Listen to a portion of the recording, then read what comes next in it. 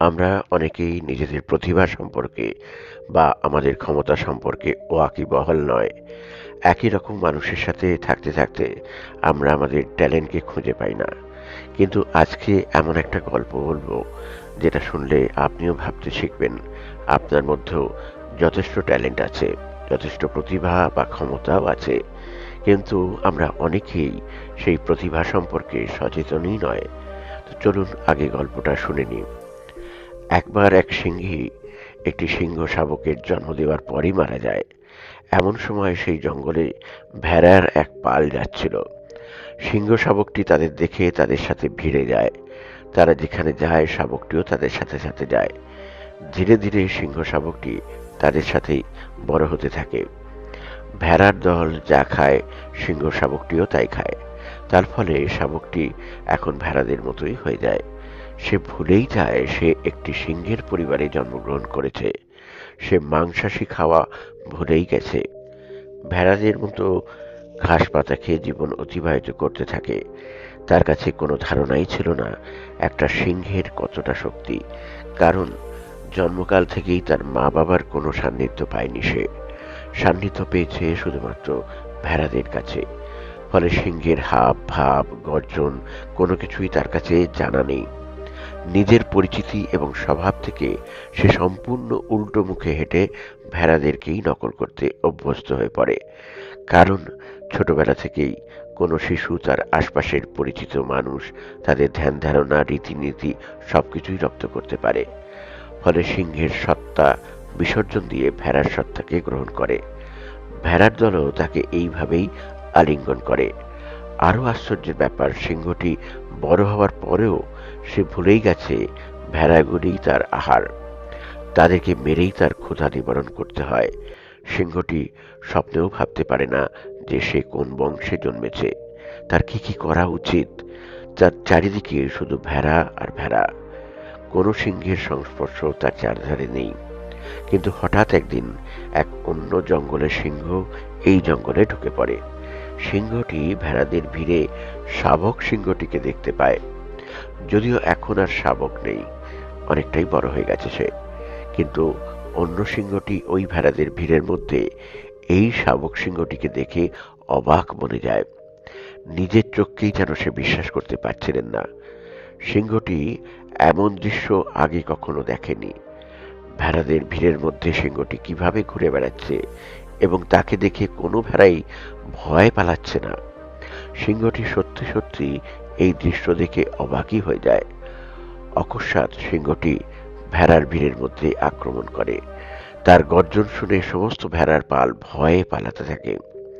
শাবক সিংহটিও তাদের সাথে পালাবার চেষ্টা করে ভয়ে।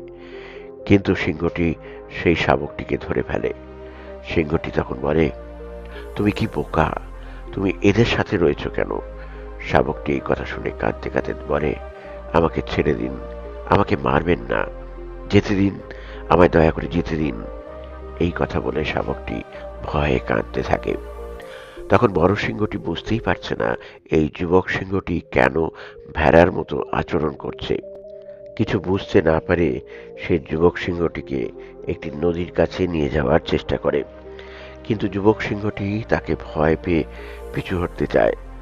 বড় সিংহটি তাকে জোরপূর্বক নদীর কাছে নিয়ে যায়। নদীর জল শান্ত এবং আয়নার মতো স্বচ্ছ ছিল। বড় সিংহটি তাকে জোর করে সেই নদীর জলের কাছে নিয়ে যায় এবং জলের দিকে তাকাতে বলে এবং বলে, দেখো দেখো, তোমার মুখটা দেখো এবং আমার মুখটাও দেখো, তোমার শরীর দেখো এবং আমারও, আমাদের দুজনেরই সমান চেহারা, দেখতে একই রকম। যুবক সিংহটি নদীর জলে নিজের প্রতিবিম্ব দেখে চমকে যায়। এই প্রথম সে নিজেকে দেখতে পেল, নিজেকে চিনতে পারল এবং তার মুখ শরীর সম্পূর্ণ এই সিংহের মতোই। সেই এই প্রথম অনুভব করতে পারল সে ভেড়ার মতো একদমই নয়, কিন্তু সে তো সিংহের মতোই।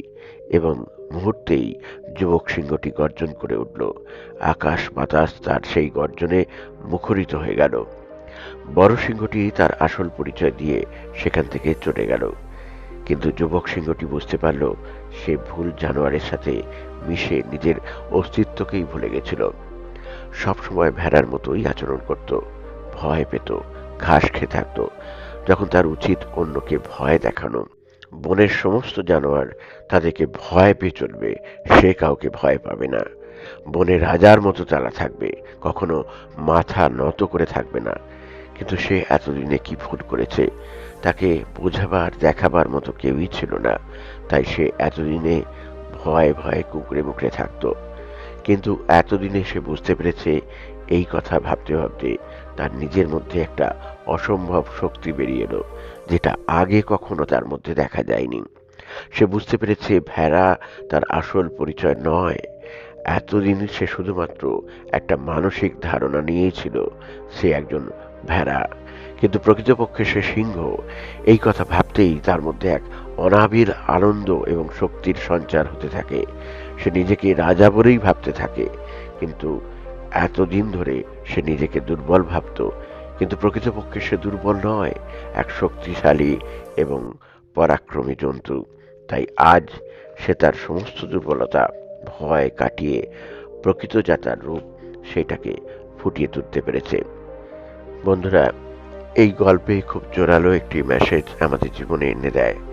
একবার শুধু চিন্তা করে দেখো, তোমার মধ্যে এমনই কোনো অনাবিষ্কৃত প্রতিভা এবং অসীম ক্ষমতা লুকিয়ে নেই তো? তোমার প্রতিভাকে কেউ হয়তো এখনো প্রস্ফুটিত করেনি। তুমিও সিংহের মতোই হতে পারো। তোমার শক্তিকে খুঁজে বার করো, প্রতিভাকে জাগাও। আমাদের আশেপাশে এমন অনেক মানুষ আছেন যারা এটা বোঝাতে চায় তুমি কি, তোমার ক্ষমতা কতটুকু। কেননা তারা তো তোমাকে কোনোদিন চিনতেই পারেনি, তোমার ভেতরের শক্তিকে কোনোদিন জাগাতে চায়নি। শুধু এটা করো না, ওটা তোমার জন্য নয়, এই কাজটা করলে সমাজ কি বলবে, ইত্যাদি ইত্যাদি নানা কথা বলে তোমাকে ডিমোটিভেট করে দেয়। তুমিও তাদের কথা শুনে ওই গণ্ডির বাইরে আর বেরোতে চাও না। প্রত্যেক মানুষের মধ্যে কিছু না কিছু প্রতিভা লুকিয়েই থাকে, আর সেই প্রতিভাকে জাগিয়ে তোলো। লোকের কথায় কান দিও না, ভেড়া নয়, নিজেকে সিংহের মতো তৈরি করো। আজ থেকে গর্জন করে ওঠো, আমাকে পারতেই হবে, আমাকে সফল হতেই হবে। তাই নিজের ক্ষমতাকে যাচাই করো, দেখবে তোমার মধ্যেকার প্রতিভাটি ঠিক বেরিয়ে আসবে। আর অভিভাবকদের বলবো, আপনাদের সন্তানের প্রতিভাকে জানবার বা বুঝবার চেষ্টা করুন, আর সেই অনুযায়ী তাকে যথাসাধ্য চেষ্টা করুন। কে বলতে পারে সে একদিন আপনাদের মুখ উজ্জ্বল করবে না। ভালো থেকো বন্ধুরা, আজকের মতো ভিডিওটা এখানেই শেষ করলাম। আবার দেখা হবে পরবর্তী ভিডিওতে। ধন্যবাদ সকলকে।